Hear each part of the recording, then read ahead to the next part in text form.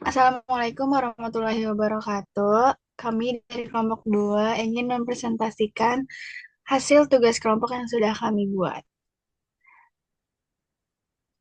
Yang beranggotakan Adinda Zatira, Ratnamaya, Bintang Syafa, dan Junika Maria Kristina. Pengambilan keputusan merupakan bagian penting dalam kehidupan sehari-hari, baik dalam organisasi maupun individu. Setiap keputusan yang diambil akan memengaruhi hasil dan tujuan yang ingin dicapai. Pengertian pengambilan keputusan adalah proses memilih satu alternatif terbaik dari beberapa alternatif yang tersedia untuk menyelesaikan suatu masalah atau mencapai tujuan tertentu.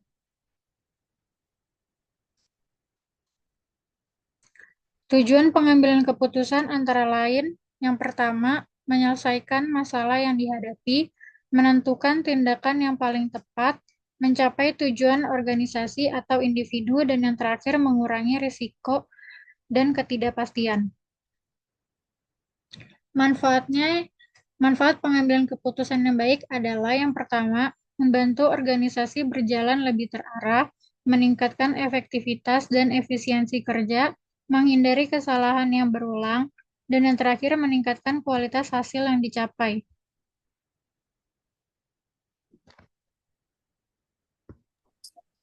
Dasar pengambilan keputusan ada 6, yaitu ada fakta, pengalaman, intuisi, logika, wewenang, dan kebijakan.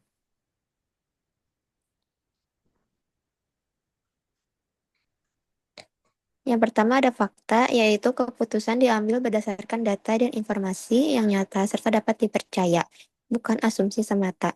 Contohnya laporan penjualan, data kehadiran, dan hasil survei. Lalu yang kedua ada pengalaman.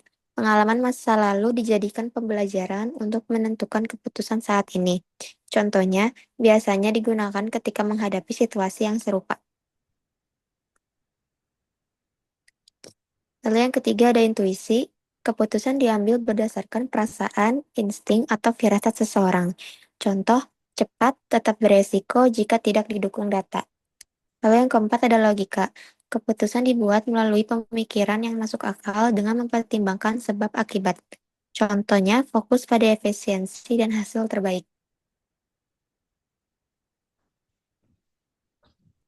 Yang kelima ada wewenang, yaitu keputusan diambil oleh pihak yang memiliki jabatan atau kekuasaan dalam organisasi. Contohnya keputusan pimpinan atau manajer. Lalu yang keenam ada kebijakan.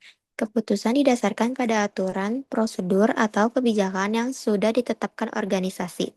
Contoh bertujuan menjaga konsistensi dan ketertiban. Kemudian ada tipe-tipe keputusan dan perbedaannya. Keputusan berdasarkan tingkat manajemen yaitu ada keputusan strategis, pengambil keputusannya itu ada di manajemen atas, sifatnya jangka panjang dan tujuannya untuk menentukan arah dan tujuan organisasi. Kemudian ada keputusan taktis, pengambilan keputusannya ada di manajemen menengah, sifatnya jangka menengah dan tujuannya untuk mendukung keputusan strategis. Kemudian ada keputusan operasional, pengambil keputusannya itu di manajemen bawah, sifatnya jangka pendek atau rutin, dan tujuannya untuk mengatur kegiatan sehari-hari. Kemudian ada keputusan berdasarkan sifatnya, yaitu keputusan terprogram, bersifat rutin dan berulang, yaitu menggunakan prosedur, prosedur atau aturan baku. Kemudian ada keputusan tidak terprogram, yaitu tidak rutin dan jarang terjadi, dan membutuhkan pertimbangan yang khusus. Kemudian ada keputusan berdasarkan tujuan, yaitu keputusan individual diambil oleh satu orang, cepat namun subjektif. Kemudian ada keputusan kelompok, yaitu diambil oleh bersama-sama, lebih objektif namun memakan waktu.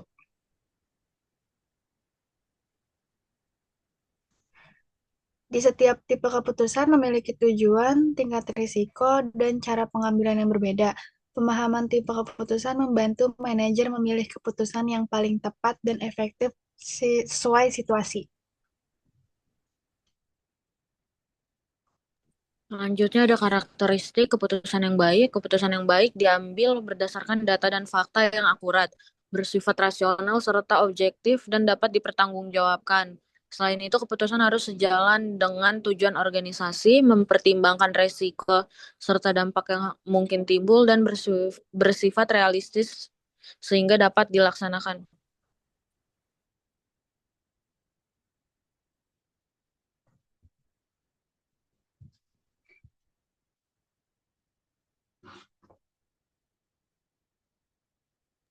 Ini lanjut ke pertanyaan. Boleh? Dibacain juga. Iya.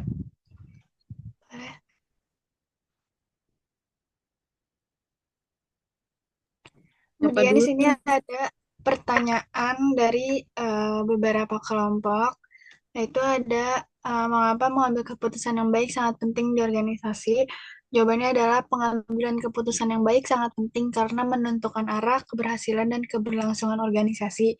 Keputusan yang tepat dapat meningkatkan kinerja, efisiensi, serta kepercayaan anggota, sedangkan keputusan yang salah bisa menimbulkan kerugian, konflik, dan kegagalan mencapai tujuan organisasi. Kemudian nomor dua, karakteristik apa yang tidak baik dalam pengambilan keputusan? Jawabannya adalah karakteristik yang tidak baik antara lain bersikap subjektif, terburu-buru, emosional, tidak berdasarkan data, menolak masukan orang lain, serta terlalu takut mengambil resiko atau sebaliknya terlalu nekat tanpa pertimbangan yang matang. Lanjut ke pertanyaan nomor 3 itu perbedaan antara keputusan berdasarkan fakta dan intuisi beserta contohnya. Jawabannya itu ada keputusan berdasarkan fakta dibuat dengan menggunakan data informasi dan analisis yang jelas. Contohnya, manajer menentukan target penjualan berdasarkan laporan penjualan tahun sebelumnya. Keputusan berdasarkan intuisi dibuat berdasarkan perasaan, pengalaman, atau firasat.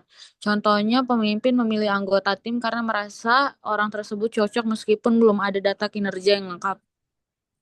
Pertanyaan keempat, bagaimana cara memiliki alternatif terbaik saat menghadapi beberapa pilihan? Jawabannya itu ada cara memilih alternatif terbaik adalah dengan mengidentifikasi tujuan, membandingkan kelebihan dan kekurangan setiap pilihan, mempertimbangkan resiko dan dampak, serta memilih alternatif yang paling sesuai dengan tujuan dan kemampuan organisasi.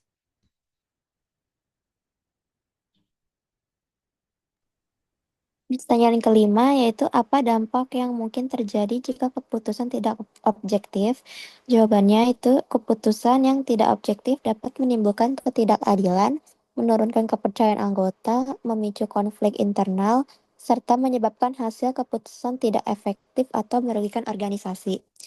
Lalu pertanyaan keenam, bagaimana cara melibatkan anggota dalam proses pengambilan keputusan?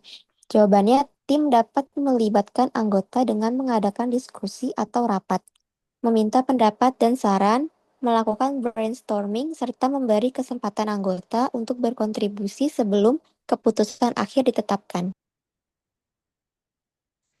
Pertanyaan terakhir, jelaskan peran komunikasi yang efektif dalam mendukung pengambilan keputusan yang tepat di dalam organisasi.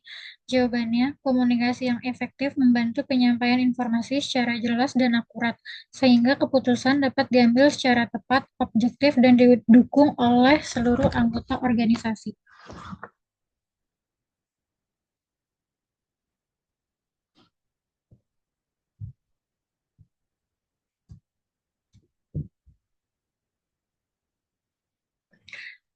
Sekian presentasi dari kami, kurang lebihnya mohon maaf. Assalamualaikum warahmatullahi wabarakatuh. Oke, bentar. Ih, Bismillahirrahmanirrahim.